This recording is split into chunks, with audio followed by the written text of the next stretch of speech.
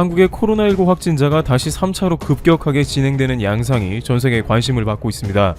이 세상에서 한국이 막지 못한다면 코로나는 못 막는다는 외신들은 매일 한국 상황에 촉각을 곤두세우고 있습니다. 빌 게이츠 역시 전 세계에서 방역을 가장 잘하고 있는 나라가 어디냐는 질문에 지체 없이 가장 먼저 한국이라고 대답했기 때문에 과연 이번에도 한국이 감염을 잠재울 것인가 아니면 전체 위기가 될 것인가 하는 관심을 받고 있는 것입니다. 특히 이번 3차 위기는 서울을 중심으로 하는 수도권에서 시작되어 전국으로 퍼져나가는 형국이기 때문에 질병본부에서는 매우 위중하게 보고 3단계 격상을 검토하는 국면입니다. 정은경 본부장은 언제든지 매일 1000명 이상의 확진자가 나올 수 있다고 경고하며 방역수칙을 지키고 될 수 있으면 집에 머물면서 사회적 거리 두기를 하자고 반복하고 있습니다. 자칫 확산이 심화되면 중증 환자 치료가 어려워지며 이제 병원에 입원하는 대신에 집에서 대기해야 하는 입원 전환이 이루어질 가능성도 매우 크기 때문에 의료 붕괴를 우려하는 경계의 목소리가 커지고 있습니다. 게다가 의사 파업도 일어나고 있어 일부 수술 환자의 수술이 지연되고 코로나 관련 업무에도 큰 차질이 생기는 등 사회적으로도 매우 위험이 커진 상황이라고 할 수 있습니다. 따라서 그 어느 때보다 이번 3차 위기는 그야말로 중대 국면에 돌입하면서 과연 한국이 이번 3차 시험도 넘길 것인가 라며 일본에서도 큰 관심을 갖는 모습이 나오는 것입니다.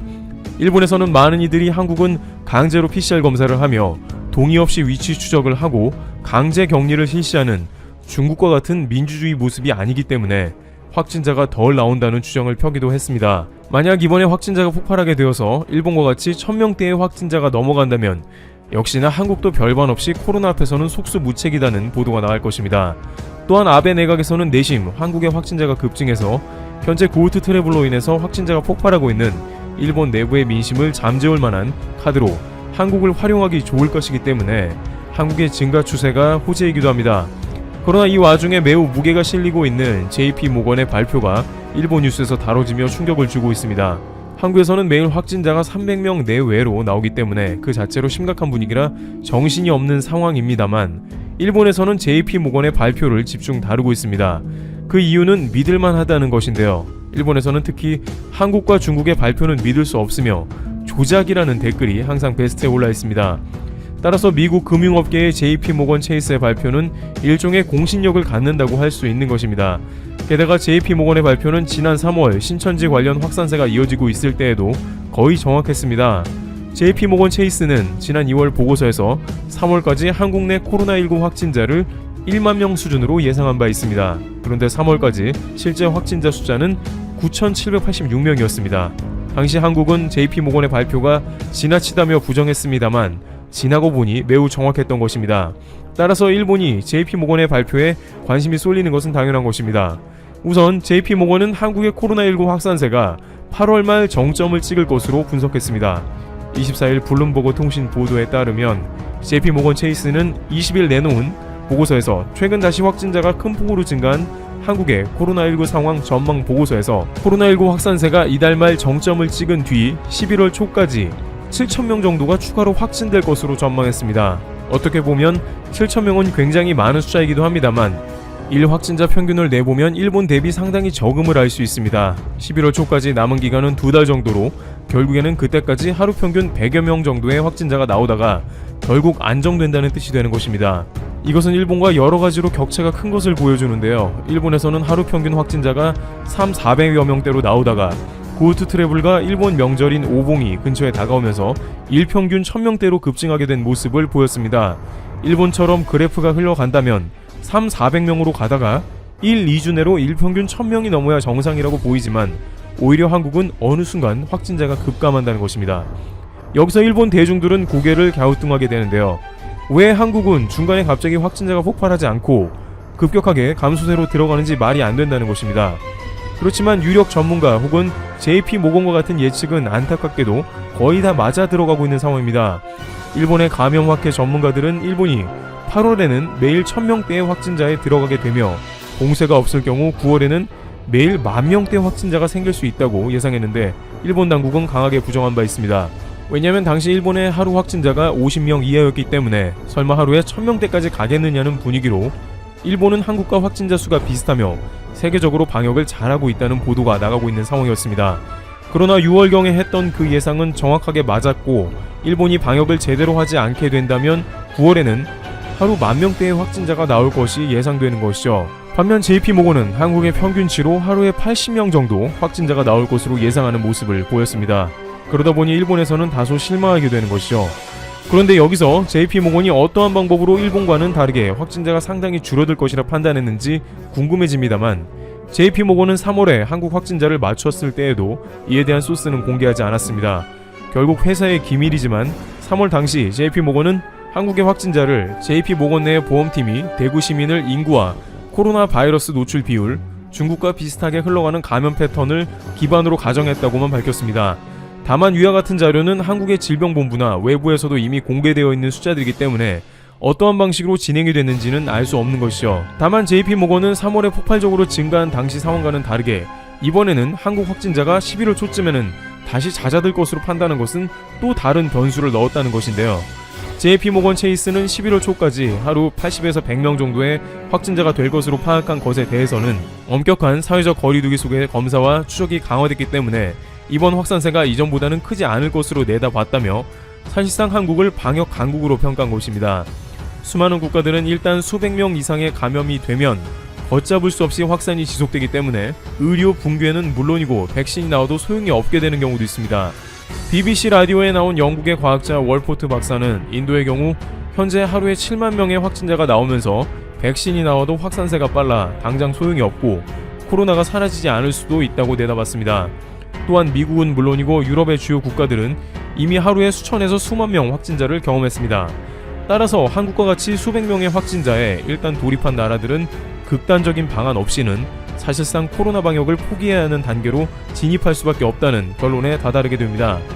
해외 매체들은 코로나를 잡을 방법으로는 중국과 같이 사회주의 국가들처럼 강제로 도시를 폐쇄하는 방법이 가장 효과적인데, 그나마 뉴질랜드가 가장 비슷하게 이를 실천해서 어느 정도 효과를 봤으며 한국과 같이 통제 없이 코로나 방역을 하는 나라는 전 세계에 없다고 극찬한 바 있습니다. 미국의 뉴욕타임즈는 이에 관해서 한국의 대중들의 놀라운 협조가 없이는 불가능했다고 밝혔습니다.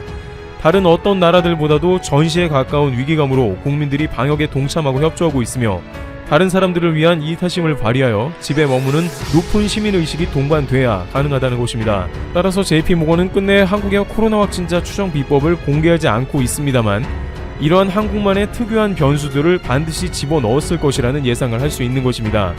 서양에서는 여전히 마스크를 쓰지 말자는 시위가 이어지고 있으며 코로나 시국에도 해변에 사람이 몰리고 파티는 쉴 새 없이 이어지는 상황인데 이들은 하나같이 개인의 자유를 강조하는 목소리를 내고 있습니다.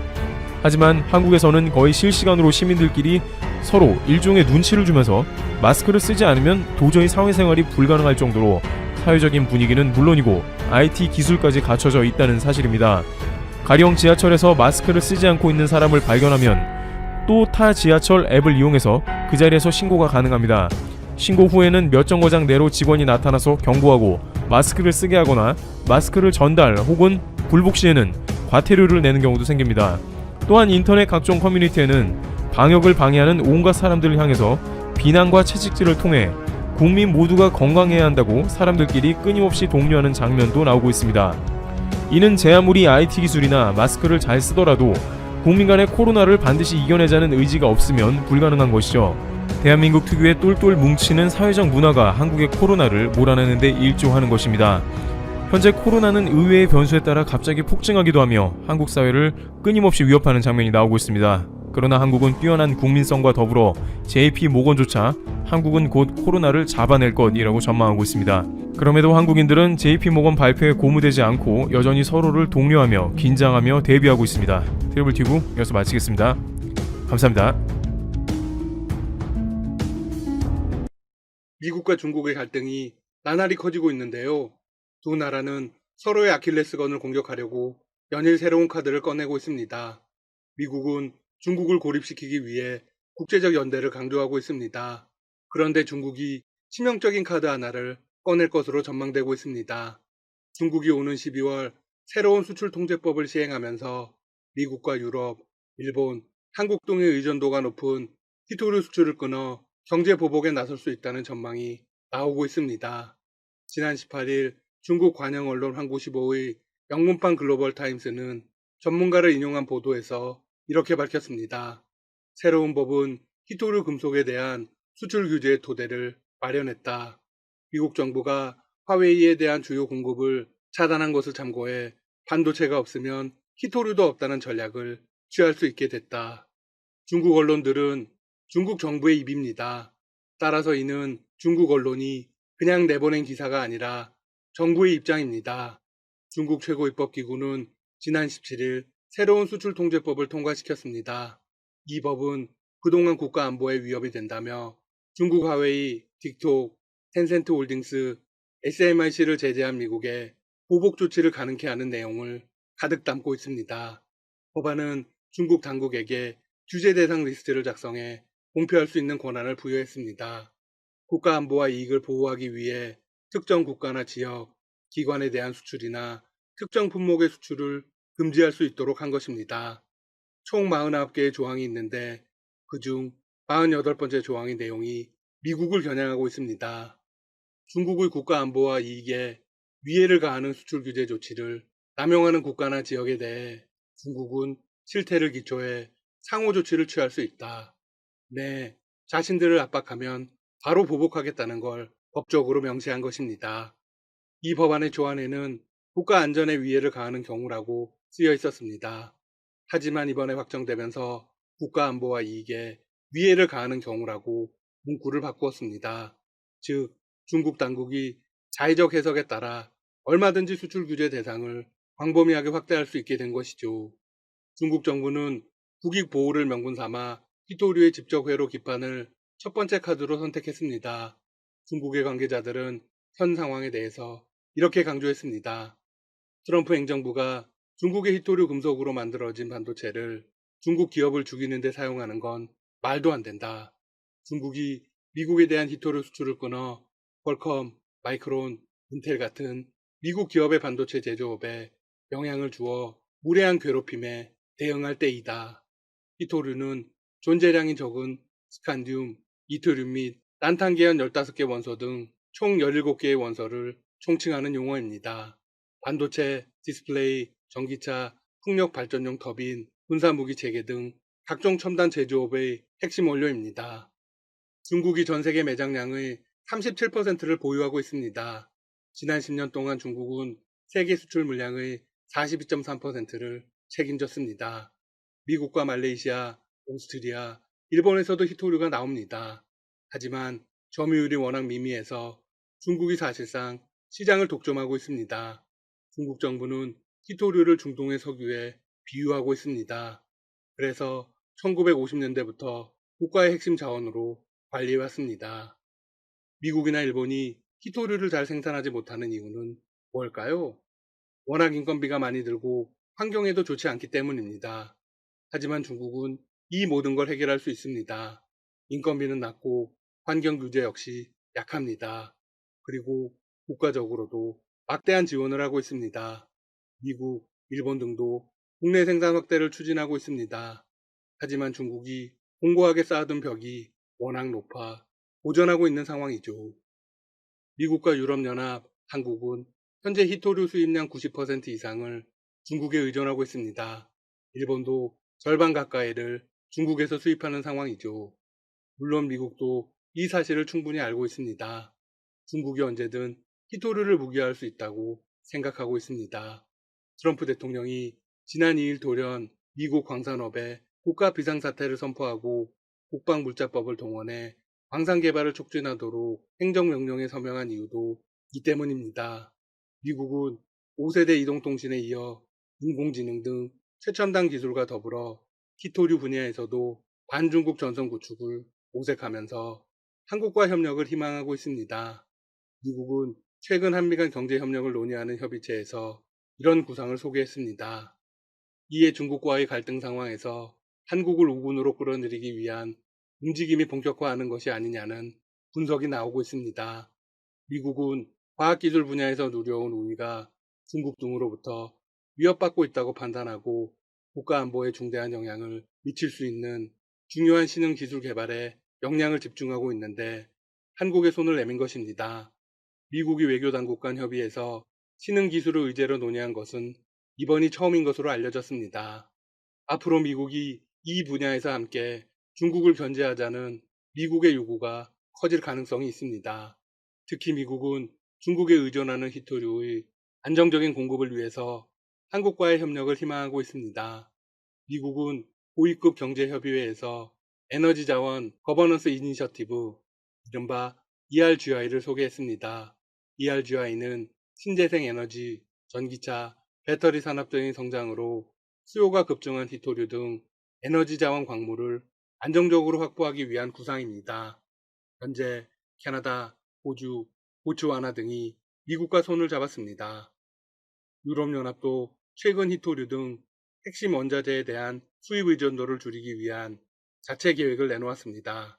국무부는 보도자료를 통해서 이렇게 밝혔습니다.